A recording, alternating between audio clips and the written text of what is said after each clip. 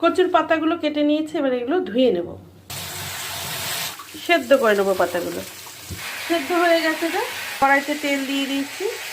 এবারে পেঁয়াজ দিয়ে দেবো, পেঁয়াজ কুচি দিয়ে দেবো, রসুনের কোয়া।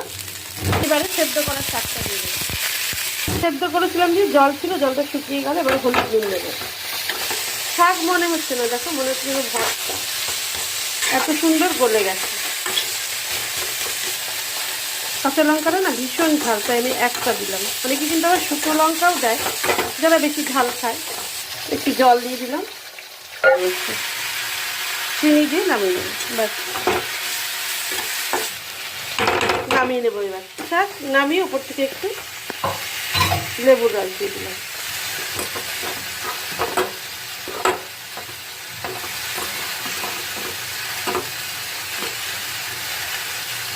ব্যাস কচুর পাতার শাক রেডি।